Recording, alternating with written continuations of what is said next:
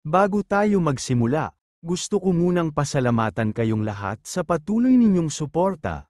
Tunay pong nakakataba ng puso ang inyong walang sawang panunood at pagtangkilik sa ating munting channel. Lumipat ang eksena at ipinakita sa atin ang isang napakalaking pader, kung saan may isang bus na papasok. Sa loob ng bus ay nakaupo ang ating bida at nag-iisip, sa nakaraan kong buhay at sa kasalukuyan kong buhay, parehas na parehas ang pader na ito. Itinayo ang pader na ito upang paghiwalayin ang safe zone at ang danger zone. Kapag pumasok na tayo sa loob ng pader na ito, mapupunta na tayo sa danger zone. Ikinukwento ng ating bida ang kalagayan ng mundong ito, matagal na ang nakalipas. Sa ibabaw ng Pacific Ocean, may nagbukas na isang gate na tinatawag na Blue Hole, at mula roon ay nagsilabasan ang napakaraming halimaw. Walang makapasok sa loob ng gate na iyon, kaya't nanatili itong hindi napag-aralan. Pero ang mga halimaw ay nagsimulang umatake sa mundo. Lumaban ang mga bayani at pinuksa ang maraming halimaw sa matagal na panahon, ngunit hanggang ngayon, marami pa ring lugar ang kontrolado ng mga halimaw. Ang mga lugar na iyon ay tinatawag na unexplored areas, danger areas, o danger zones. Habang nag-iisip ang ating bida tungkol dito, may isang estudyante sa tabi niya na nagsabi, ang pader na ito ang nagsisilbing proteksyon sa pagitan ng danger area at ng safe zone. Pero habang papalapit tayo sa danger zone, nakakaramdam tayo ng masamang pakiramdam, na may mga nakakatakot na halimaw sa paligid. Sumagot ang ating bida, naku, maliit na bagay lang yan. Kapag nakapasok na kayo sa loob ng danger zone, makakakita kayo ng mga abandonadong baryo. At pagdating nyo roon, wala kayong makikitang kahit sinong tao, walang sibilisasyon. Nakakatakot talaga ang itsura ng mga lugar na iyon. Ikinwento pa ng ating bida, alam ko ang mga bagay na ito at nararamdaman ko ang takot dahil sa nakaraang buhay ko, 3 taon akong nanirahan sa isang baryo sa loob ng isang unexplored area. Habang iniisip niya ito, nagsimula nang bumaba ang lahat sa bus. Sinabi ng ating bida, magkasama kayong lahat. Huwag muna kayong maghiwa-hiwalay sa ngayon. Lagi niyong obserbahan ang kapaligiran niyo. Sabi ng guro, makinig kayong lahat ng mabuti. Magsisimula na ngayon ang inyong pagsusulit. Gagawa tayo ng base camp dito mismo sa entrance, at ang ating mga bodyguards ay magbabantay lamang sa base camp. Wala silang ibang paprotektahan bukod dito. At simula sa puntong ito, kapag nagsimula na ang pagsusulit, kayo na ang baalang umasa sa inyong sarili. Kailangan ninyong simulan ang paglalakbay na ito. Pero wala kayong dapat ikabahala dahil mananatili ako rito sa base camp upang suportahan kayo at bantayan ang lahat ng kagamitan na kakailanganin ninyo. Dahil dito, makakagalaw kayo ng malaya para ma-explore ang unexplored area at makapanghuli ng mga halimaw. Pagkarinig nito, lahat ay naging masigla at sabay-sabay na nagsabi, "Yes, sir." Naiintindihan po namin. Bigla namang nagsalita si Ro, simula ngayon, ako na ang hahawak ng utos ninyo, dahil ako ay nagmula sa Leak Lane. Pero gusto ko munang sabihin na kung sino man sa inyo ang gustong umatras at umalis ngayon, ay maaari niyang gawin iyon. Hindi ko kayo pipigilan. Dahil ngayong nandito na rin ako, mas naging mahirap pa ang pagsusulit na ito. Nagpaliwanag ang ating bida, oo, naging mas mahirap ang pagsusulit na ito dahil sa akin. Ang pagsusulit na ito ay hindi talaga para sa mga normal na kadit. Ang lugar na pinasok natin ay tinatawag na Human-Faced Spider Forest, isang gubat na pinamumugaran ng mga gagambang may mukhang tao. Nagkalat ang mga sapot nila sa bawat sulok. Kapag nahawakan natin ang sapot na yun, agad nilang malalaman kung nasaan tayo. At ang quest na ibinigay sa amin ng aming ama ay, ito, kailangan naming kumuha ng larawan o video ng isang adult human-faced spider bilang patunay na totoo silang umiiral dito. Pero matapos marinig ang paliwanag ng ating bida, sinabi ng mga kadit, hindi mo kami matatakot sa mga sinasabi mo. May matibay kaming loob, at handa kaming lumaban kasama mo, young Master Lee Chol. Kaya sasama kami sayo. Nagulat ng bahagya ang ating bida sa narinig, pero pagkatapos ay ngumiti siya at sinabing, grabe naman kayo, bakit ang cringe nyo magsalita? Sumagot si Banggol, kayo rin naman po ang gumawa ng ganitong atmosphere. Tumugon si Ro, sige, bago tayo magsimula sa mission, i-check muna natin ang ating mga telecom devices at ang lahat ng supplies. Pagkatapos nyun, saka tayo mag-set off. Sabi ng bida, fair na, aalis na tayo, tama. Pagkarinig nito, sabay-sabay na sumagot ang lahat, yes, young Master Lee Chol. Naiintindihan na namin. Ipinapaliwanag ng ating bida na ang lugar na ito ay ganap na teritoryo ng mga human-faced spider. Ito ang kanilang kolonya, katulad ng mga pugad ng mga bubuyog at langgam, dito rin sila naninirahan. Bigla namang sinabi ni Ro, alam nyo naman siguro ang misyon natin, hindi ba? Kailangan nating makuhanan ng litrato at video ang isang adult human-faced spider na hindi bababa sa 10 taong gulang. Yan ang ating pangunahing gawain. Kaya gusto ko na mula rito, si Choi Ina na ang mamuno sa grupo. Ako'y magpapatuloy na mag-isa sa unahan. Ako na ang magiging pain para sa mga human-faced spider. Pagkarinig nila nito, nagulat ang lahat at sumigaw, ano? Ano yang sinasabi ninyo? Nag-shift ang eksena, at makikita nating nasa loob na ng kagubatan ang ating bida. Napatay niya ang isang gagamba. Dito ipinaliwanag ni Ro, kapag nakapatay ka ng isang spider, bago siya tuluyang mamatay, maglalabas siya ng isang danger-sensing pheromone. Kapag naamoy ito ng ibang mga spider, malalaman nilang may banta sa kanilang teritoryo. At huhusgahan ka ng mga gagamba, kung gaano ka kasustansya, o gaano ka kagandang pagkain. Kapag nakita nilang mataas ang kalidad mo bilang pagkain, hindi ka nila agad kakainin. Dadalhin ka nila sa mga larva nila para ipakaing pampalakas.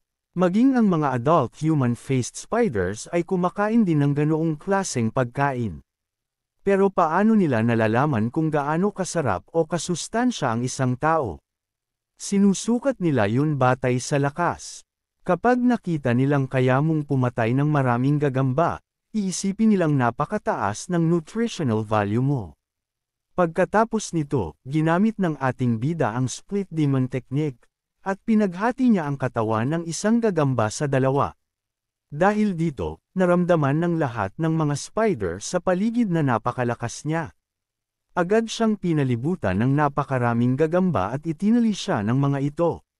Pagkaraan ng kaunting oras, nagising ang ating bida sa loob ng isang kakon, balot ng sapot, at naisip niya, ano to? Ako ba ay? Nasa loob ako ng kakon, at bigla niyang napagtanto na nakagapos siya ng buo sa loob ng sapot, pero wala naman siyang kahit anong sugat. Agad niyang inilabas ang kanyang espada at ginamit ito upang palayain ang kanyang mga kamay at paa mula sa sapot ng gagamba. Samantala, iniisip ni Ro, tingnan natin kung may human-faced spider dito, pakiramdam ko nasa gitna ako ng mga larva. Kaya siguradong maraming larva spiders din dito, at baka pati mga human-faced spiders na nagpaparami sa kanila. Pagkaputol ng kakon ng ating bida, tumambad sa kanya ang napakaraming larva at mga kakon na may nakakulong na mga tao, ginagamit bilang pagkain. Nang makita ito, naisip ni Ro, ang dami nilang kinulong dito, pero paano? Hindi naman ganoon karami kumain ang mga spider na ito. Sa iba, halatang patay na ang laman, kinain na siguro. Pero yung iba, mukhang buhay pa ang tao sa loob. Paanong nangyari? Ito, bakit parang sobrang dami ng pagkain dito? Para kanino kaya lahat ito? Habang iniisip niya ito, napatingin siya sa unahan at biglang nagulat. May isang napakalaking kakon sa harap niya na naglalabas ng nakakakilabot na enerhiya. Pagkakita rito, naisip ni Ro, ang delikado ng pakiramdam ng kakon na to. Bigla namang nag-react ang dark energy sa puso ng ating bida, nag-resonate ito at na-activate. At sa mismong sandaling iyon, nagsimulang gumalaw ang kakon sa harap niya, At may lumalabas mula rito, isang gagamba. Ipinakita sa atin na ang gagambang ito ay isang human-faced spider queen, isang halimaw na may rank 5 na antas. At sinabi nito, aking mga anak, gutom na kayo, hindi ba? Hali na kayo, ako, ang inyong reyna, ang magpapakain sa inyo. Pagkarinig nito, agad na nag-stealth thought ang ating bida upang magtago. Sa kanyang isip, iniisip niya, ang halimaw na ito, kaya niyang magsalita ng parang tao. Ibig sabihin ba nito ay isa siyang rank 6 monster? Pero, sandali lang, hindi naman siya gumalaw ng bibig habang nagsasalita. Ibig sabihin ba nito na ang aking dark energy ay kaya na ring magbasa ng isipan? At habang iniisip niya ang lahat ng ito, habang nag-iisip pa ang ating bida, bigla siyang inatake ng human-faced spider queen gamit ang kanyang tentacle. Inatake niya mismo ang kakun kung saan nakatago ang ating bida. Ngunit agad na tinanggal ng ating bida ang kanyang stealth technique at mabilis na naiwasan ang atake. Iniisip niya, ang bilis ng atake niya, halos hindi ko naagapan ang reaksyon ko. Samantala, tinitingnan ng human-faced spider queen ang enerhiya ng ating bida at sinasabi, ang enerhiyang yan ang gumising sa akin mula sa aking mahimbing na tulog. Paanong mayroon kang ganitong uri ng enerhiya? Isang tao na may ganitong klase ng kapangyarihan. Ibigay mo agad sa akin yan, kailangan ko yan.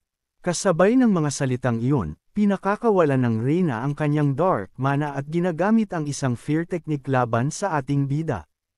Iniisip ng ating bida, ang fear technique niya ay sobrang mapanganib, pero hindi ito uubra sa akin dahil meron akong dark mana.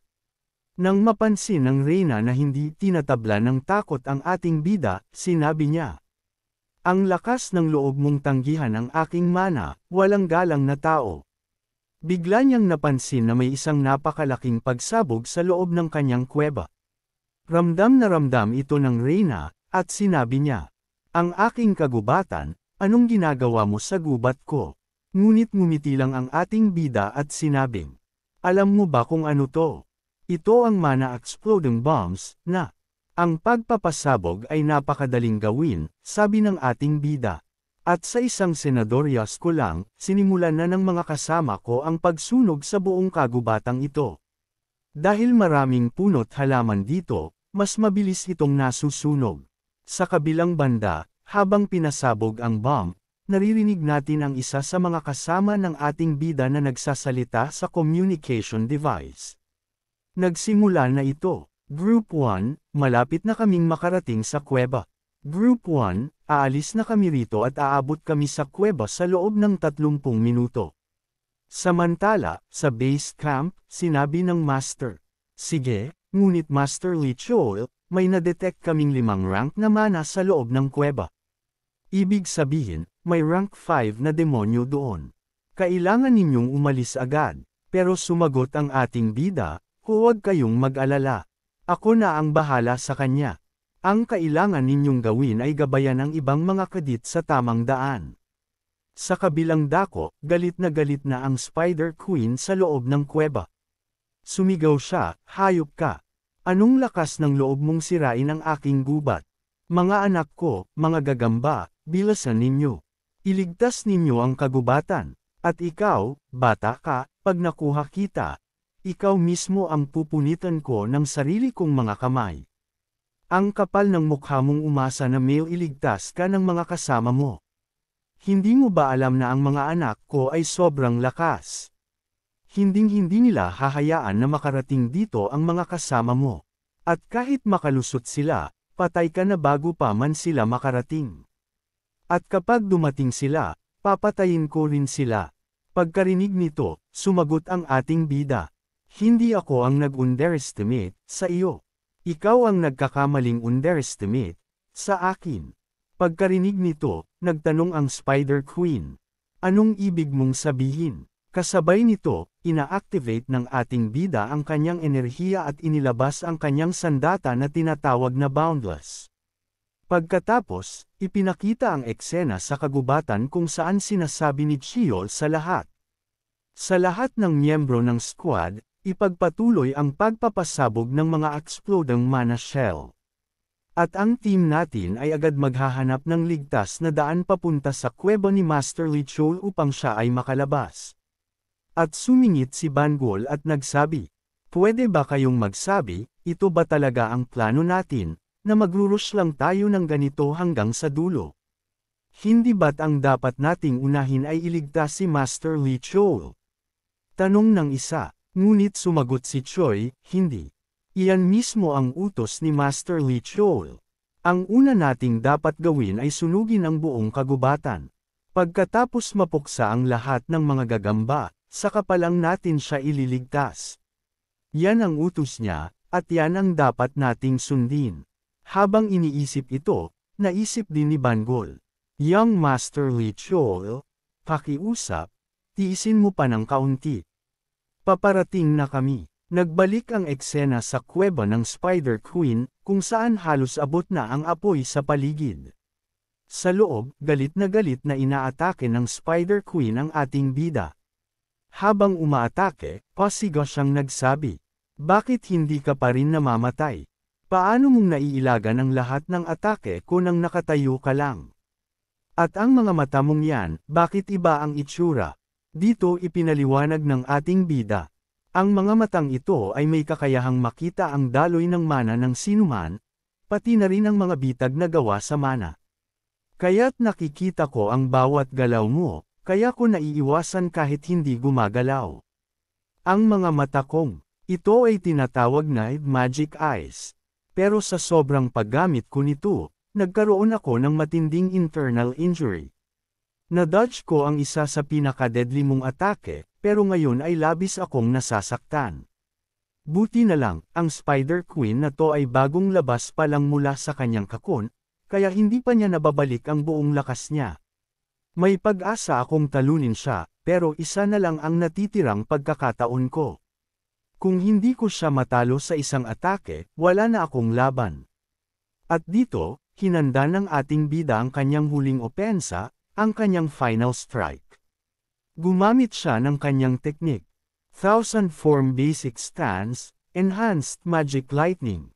Sa isang malakas na atake, tumama siya ng diretso sa katawan ng Spider Queen, at dahil dito, nagsimulang dumyugo ang katawan ng halimaw. Napahiyaw ang Spider Queen. Masakit ito, masakit ito. Sobrang sakit. Samantalang iniisip ng ating bida, ang atakeng ito, masyado yatang naging mahina. Sa isang atake lang, hindi ko pa rin siya tuluyang napinsala. Hindi ko siya matalo agad dahil sobrang tibay ng katawan niya. Habang iniisip ito, lalo pang nagalit ang Spider Queen at sumigaw. "Bata ka, pupunitan ko ang katawan mo. Gagawin muna kitang alipin, tapos paghihiwa-hiwalayin ko ang katawan mo at gagamitin ito para ma-restore ang sarili kong katawan.